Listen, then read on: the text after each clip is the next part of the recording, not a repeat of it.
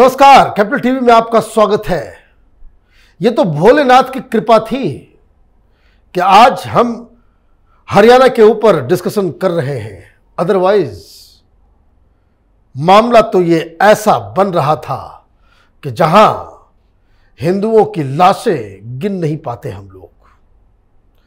मंदिर के चारों तरफ पहाड़ी और पहाड़ के ऊपर एक कट्टरपंथी भीड़ जो गोलियां चला रही, पत्थर फेंक रहे, सारा काम इन लोगों ने किया। वो तो मंदिर कंक्रीट का बना हुआ था, नहीं तो ये 4000 लोग चारों तरफ से घिरे हुए रह गए 5 घंटे तक। ये किस हाल में अपनी जान को बचा के बाहर निकले, ये अपने आप में एक दिल दहलाने वाली घटना है। आज ये मसला मीडिया में डिस्कस तो हो रहा है, लेकिन सवाल यह है कि भाई ये क्यों हो रहा है, हिम्मत कहां से आती है और क्यों इस तरह की चीजों को लेकर सिस्टम क्रिपल हो जाता है, उसे दंडित भी नहीं कर पाता, पकड़ भी नहीं पाता।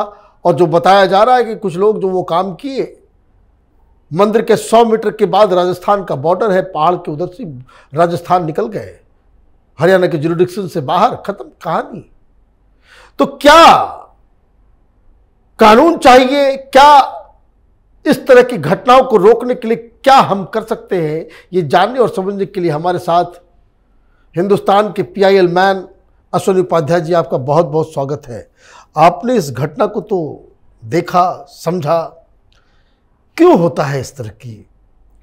देखिए, ये घटना देखने के बाद आपको अगर इसके रूट काज को समझना है तो आपको बाबा साहब की किताब पढ़नी पड़ेगी जो उन्होंने कहा था भारत का विभाजन। और जब ये भारत का विभाजन हो रहा था उस समय बाबा साहब ने कहा था, अम्बेडकर ने, कि ये बिल्कुल गलत विभाजन हो रहा है।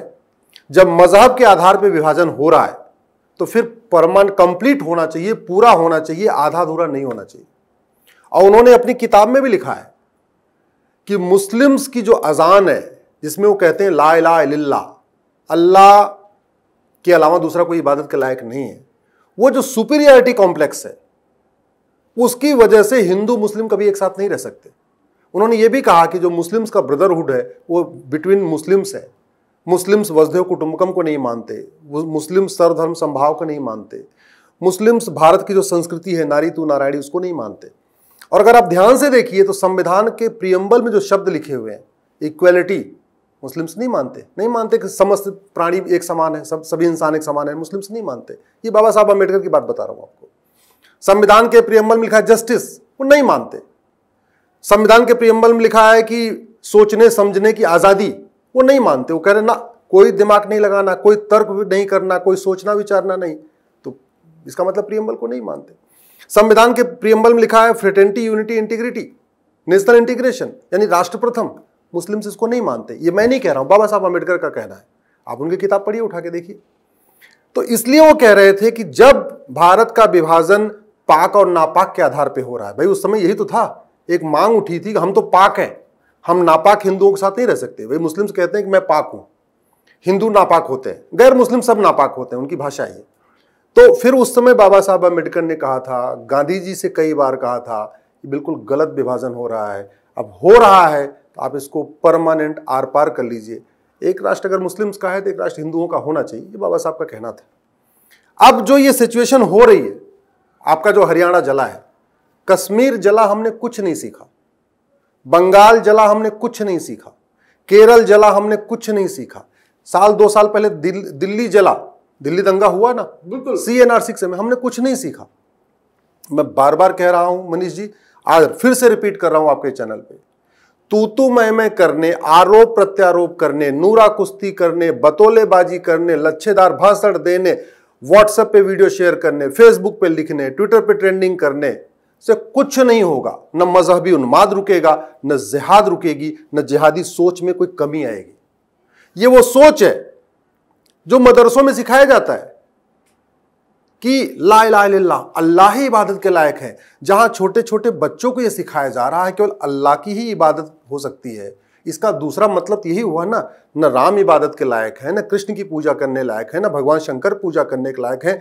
और मैं प्रैक्टिकली बताऊं, मेरा परिवार हनुमान जी की पूजा करता है, हम लोग हनुमान जी के भक्त हैं। अगर मैं अपने बच्चे को बचपन से सिखाना शुरू कर दूं केवल हनुमान जी ही पूजा के लायक है, मैं गारंटी के साथ कहता हूं मेरा बच्चा भी उतना ही कट्टर हो जाएगा जितना मुस्लिम्स होते हैं। अगर कोई शैव है वो अपने बच्चे को बचपन से सिखा दे केवल शंकर जी ही पूजा के लायक है, शंकर जी पूजा के लायक, शंकर जी पूजा के लायक, तो जो आदमी शंकर जी की पूजा नहीं करेगा, उससे नहीं करता होगा, उससे बच्चा नफरत करेगा। हमारा बच्चे खुद ही ऐसे उग्र हो जाएंगे। तो कट्टरपंथ है ही। लेकिन ये जो हरियाणा के अंदर, अब ये जो हरियाणा के अंदर हुआ है उसका एक बहुत बड़ा कारण है वहां के मदरसे, वहां की इल्लीगल मस्जिदें, वहां पे विदेशी फंडिंग, गौ तस्करी के द्वारा वहां जो पैसा आता है, वहां ड्रग स्मगलिंग के जरिए जो पैसा आता है, वहां आजकल जो साइबर फ्रॉड हो रहे हैं, साइबर फ्रॉड का गढ़ है नूह और मेवात। ठीक है, साइबर फ्रॉड के जरिए जो पैसा आ रहा है, विदेशों से जो पैसा आ रहा है, पैसा भी 3-4 तरीके के आ रहा है, हवाला के जरिए आ रहा है। इसके अलावा जो यहां के लोग गल्फ कंट्रीज में काम कर रहे हैं उनको डबल सैलरी दी जा रही है। मतलब 1000 रियाल अगर तनख्वाह है तो उसको 2000 रियाल देते हैं। 1000 कहते हैं भैया ठीक है 1000 रियाल तुम्हारी है, ये 1000 रियाल तुम्हें फला मस्जिद में देना, फला मदरसे में देना है। तो ये जो तगड़ी फंडिंग आ रही है ना, और इसलिए आपने सही कहा साइबर फ्रॉड को लेकर के, क्योंकि भीड़ जो है वो जाकर के साइबर थाना जो है उसको जला के खाक कर दिया। मैं बिल्कुल यही कह रहा हूं। जब तक मदरसे बंद नहीं होंगे, पूरी दुनिया में देख लीजिए, जहां पे मदरसे नहीं है वहां शांति है, जहां मदरसे हैं वहां अशांति है। बहुत सीधी सी बात है। आप देख लीजिए अफगानिस्तान, पाकिस्तान, बांग्लादेश, अभी फ्रांस भी जला है काफी दिन तक। चाइना में तो कोई ऐसे कुछ नहीं होता। जैसा यहां भारत में कभी पत्थरबाजी होती रहती, आगजनी होती, कभी चाइना में आपने सुना नहीं होती, सिंगापुर में सुना नहीं होती, जापान में सुना नहीं होती, रूस में सुना नहीं होती। क्यों? मदरसे नहीं है वहां पे, टीचिंग वहां से आ रही है, बच्चे को जिहाद वहां सिखाया जा रहा है, बच्चे को नफरत वहां सिखाया जा रहा है, वहां बताया जा रहा है काफिर ये है, ये काफिर है, ये कुफ्र है, ये शिर्क है, ये हराम है। सारी बातें तो वहीं सिखाई, वहां प्यार कहां सिखाया जा रहा है, मोहब्बत सिखाई कहां जा रही है। तो इसका एक समझ करना पड़ेगा। इसके अलावा आपको जब तक ड्रग स्मगलिंग नहीं रोकेंगे आप, जैसे सिंगापुर में है ड्रग स्मगलर को फांसी देते हैं, भारत में सबको पता है पूरा ड्रग स्मगलिंग का धंधा किसके पास है। पूरा ड्रग स्मगलिंग, पूरा जो नेटवर्क वो कौन चलाता है। कभी हाजी मस्तान चलाता है, कभी दाऊद इब्राहिम चलाता था, कभी छोटा शकील चलाता है, कभी उसके भाई चलाते हैं। अल्टीमेटली पूरा का पूरा जो ड्रग का खेल है वही चलते हैं। कमाते वो हैं और कंजम्पशन कहां हो रहा है, यूज कहां हो रहा है, बर्बादी कहां हो रही है, सबको पता है। तो ड्रग का ये कार्टेल, काउ स्मगलिंग का कार्टेल, ड्रग स्मगलिंग का कार्टेल, क्राइम्स के जरिए जो पैसा आ रहा है, किडनैपिंग के जरिए और भी अलग अलग तरीके से जो पैसे आ रहे हैं, ये प्लस जो वहां घुसपैठिए आ चुके हैं। नूह में तो बहुत सारे रोहिंग्या और बांग्लादेशी है। नूह और मेवात तो बांग्लादेशी रोहिंग्या का गढ़ हो चुका है। एक तरीके से बांग्लादेशी घुसपैठिए ये चलते फिरते बम है, ये रोहिंग्या चलते फिरते बम है। समझ में नहीं आ रहा है। इसलिए मैं कह रहा हूं कि जो लोग आज अभी शांत बैठे हैं वो समझ ले, एक दिन उनका भी नंबर आएगा। ये जो पार्टियों के गुलाम बैठे हैं ना, जो तू मैं करते रहते हैं, इधर उधर करते रहते हैं, जो कभी ये समाधान इसका कानून है। घुसपैठ के खिलाफ कठोर कानून, ड्रग स्मगलिंग के खिलाफ कठोर कानून, कठोर जनसंख्या नियंत्रण कानून, कठोर आपको फॉरेन फंडिंग के खिलाफ कठोर कानून, हवाला के खिलाफ कठोर कानून, और सबसे इंपॉर्टेंट है सिटीजनशिप। भारत की सिटीजनशिप नहीं डिफाइन है, सबसे बड़ी समस्या यही है। अभी चलिए मान लीजिए ये जो कल उन्होंने नूह मेवात में दंगा किया भी है, राइट, ठीक है, पकड़ लिए गए। पहली बात तो हमारा कठोर कानून नहीं है, कोई 4 साल में छूट जाएगा, कोई 5 साल में छूट जाएगा, और किसी को 2 महीने में और बेल मिल जाएगा। बहुत सारों को बेल मिल जाएगी और बहुत सारों को मैं आपको गारंटी के साथ कहता हूं सबूत के अभाव में छूट जाएंगे। कौन जाएगा वहां अपनी गवाही देने बार बार डर के मारे। जो 5 घंटे कल वहां पे किडनैप था, उसके दिमाग में इतना साइकोलॉजिकल फियर क्रिएट हो चुका है, वो नहीं जाएगा वहां। बोले चलो यार हम जिंदगी बच गई ना, जिंदगी बच गई, बहुत वही बहुत है। दूसरा, न्यायिक व्यवस्था ऐसे सड़ी हुई है कि एक बार जाके गवाही दे दे अगर सजा हो तो समझ में आती है। न्यायिक व्यवस्था ऐसे सड़ी है कि बार बार जाना पड़ेगा, बार बार जाना पड़ेगा, बार बार जाना पड़ेगा। नार्को पॉलीग्राफ ब्रेन मैपिंग कानून नहीं है कि हाँ भाई ठीक है इसको पकड़ा, इसने पत्थरबाजी किया, इसका नार्को टेस्ट कर लो, पॉलीग्राफ कर लो, सारा इसी से उगलवा लो, सब कुछ मालूम चल जाएगा, सब कुछ बदल जाएगा। ये भी बता देगा। जैसे कल ये जितने पकड़े गए नूह और मेवात में, हमारे पास अगर नार्को पॉलीग्राफ ब्रेन मैपिंग कानून होता, इसमें से 20-25 का टेस्ट हो जाता, ये सब बता देते कि प्लानिंग कौन कर रहा था और कब से प्लानिंग चल रही थी, प्लानिंग चल रही थी, गोलियां कहां से आई, गोली कहां से आई, बम कहां से आई, मुहैया कराने वाला कौन है, इनको कौन सपोर्ट कर रहा है, भारत के पॉलिटिशियन सपोर्ट कर रहे हैं, आईएसआई सपोर्ट कर रहा है, इनका अल्टीमेटली इरादा क्या था, केवल ये पत्थर फेंक रहे थे या पूरी पूरी भीड़ को खत्म करना चाह रहे थे, सब पता चल जाएगा। लेकिन एक सुप्रीम कोर्ट का भी उसमें जजमेंट आ गया कि नहीं, narco polygraph brain mapping test नहीं होना चाहिए। अरे मतलब हद हो गई, इस देश की न्यायपालिका क्या कर रही है। इस जिहाद मजहबी उन्माद का एक बड़ा कारण हमारी न्यायपालिका की असफलता भी है। इस जिहाद, भाई इतना सब हो गया, पुलिस बुलडोजर अभी तक नहीं चला पाई, कुछ नहीं कर सकते, कुछ नहीं कर सकते। एक बार अगर जैसे हम तो कहते हैं कि हरियाणा की सरकार को नहीं, कम से कम जो है उत्तर प्रदेश सरकार से 100-200 बुलडोजर ले लेना चाहिए था, गिराना चाहिए अभी एक बार, इमीडिएटली कई काम करना चाहिए। सठे साठ्यम समाचरित। एक बार आप नूह और मेवात के एरिया में जितने इल्लीगल मस्जिदें हैं, जितने इल्लीगल मदरसे हैं, हर 100 मीटर पे वहां मस्जिदें, जितने इल्लीगल कंस्ट्रक्शन को गिरा दीजिए। भाई अवैध निर्माण को ढहाना सरकार के पास पावर है, बिल्कुल है, यूज कर सकती है।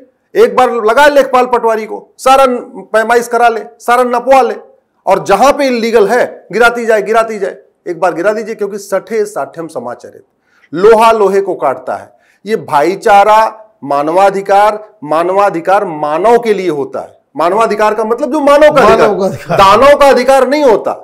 दानव को तो आप जितना जल्दी कुचल दीजिए उतना अच्छा है, जितना जल्दी उसको जितना मसलेंगे, जितना कुचलेंगे उतना ही ज्यादा अच्छा रहेगा।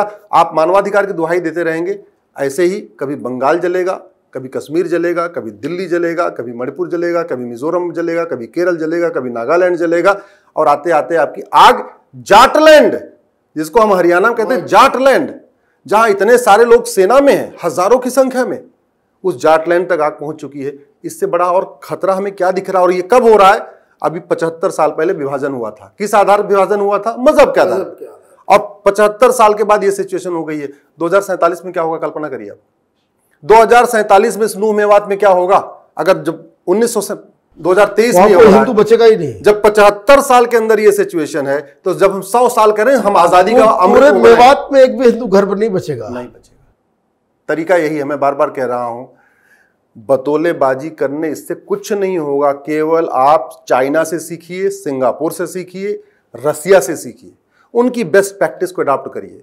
ऐसे अब इनको मान लो सजा भी होगी, इनकी नागरिकता तो नहीं खत्म होगी ना, कुछ लौट के आएंगे, सजा मिलेगा ही नहीं, मिलेगी नहीं। पहली बात तो सजा नहीं मिली, और मिल भी गई तो इनकी नागरिकता तो नहीं की। जब तक नागरिकता छीनने के लिए सिटीजनशिप डिफाइन नहीं होगी, वोटिंग का राइट छीनने के लिए, हमारे देश में तो क्या हुआ, कोई भी 18 साल का होता ही उसको वोटिंग राइट मिल गया, पैदा होते ही वो भारत का नागरिक बन गया। नहीं, जो आदमी नफरत की तरह की एक हेट क्राइम कर रहा हो, जो आदमी इस तरीके की चीजें कर रहा हो, जिसकी सोच ऐसी है कि नहीं मैं पाक हूं बाकी सब नापाक हैं, ऐसी सोच वालों की जब तक सिटीजनशिप नहीं खत्म होगी, ये आपकी नूह और मेवात, आपका हरियाणा जलता रहेगा। कभी ये जलेगा, कभी वो जलेगा। और आज जो बैठे हैं वो भी अच्छी याद करें, कल को उनका भी घर जलेगा। दोबारा हरियाणा की घटना ना हो मनीष जी, इसके लिए हमें कम से कम तत्काल 7 कानून बनाना पड़ेगा। 1 नेशन 1 एजुकेशन कोड बनाना पड़ेगा। मदरसा मिशनरी स्कूल बंद करना पड़ेगा। पूरे देश में एक समान शिक्षा, एक देश एक शिक्षा, एक देश एक पाठ्यक्रम, ये हमको लागू करना पड़ेगा। एक देश है 1 नेशन 1 सिविल कोड, जिस पे चर्चा हो रही है, उसको भी लागू करना पड़ेगा, क्योंकि जब तक पर्सनल लॉ है तब तक वो जिहादी सोच खत्म नहीं होगी। 1 नेशन 1 टैक्स कोड लागू करना पड़ेगा, जो दुनिया भर के टैक्स हैं उस पर हम लोग पहले चर्चा कर चुके हैं, आपके यूट्यूब चैनल पे वीडियो ऑलरेडी पड़ा हुआ है। इसी तरीके से 1 नेशन 1 पुलिस कोड, पूरे देश में जहां ऐसी जिहादी घटना हो, पुलिस तत्काल बुलडोजर लेके घर गिराए, तो उसके लिए 1 नेशन 1 पुलिस कोड लागू करना पड़ेगा। 1 नेशन 1 जुडिशियल कोड लागू करना पड़ेगा। 1 साल के अंदर ऐसे मुकदमों का फैसला होना चाहिए। फास्ट ट्रैक कोर्ट में 1 साल के अंदर फैसला होना चाहिए। और 1 नेशन 1 पॉपुलेशन कोड लागू करना पड़ेगा। जब तक जनसंख्या नियंत्रण कानून नहीं बनेगा, तब तक इस जिहादियों की संख्या बढ़ती जाएगी। जब तक, मैं फिर से गारंटी से कह रहा हूं, 7 कानून बनाइए। गारंटी के साथ कहता हूं, जिहाद दम तोड़ देगा, जिहाद परमानेंट खत्म हो जाएगा। नहीं तो आज यहां, कल वहां, परसों यहां चलता रहेगा, वो किसी न किसी रूप में निकलता रहेगा। आपका बहुत बहुत धन्यवाद। आपने डिटेल में बताया कि भाई किस तरीके से हरियाणा की घटना किसी और राज्य में ना हो, उसके लिए क्या क्या चीजें जरूरी है। अगर आपको ये वीडियो पसंद आया तो आप इसे लाइक करें, शेयर करें और कैपिटल टीवी को सब्सक्राइब करें। धन्यवाद।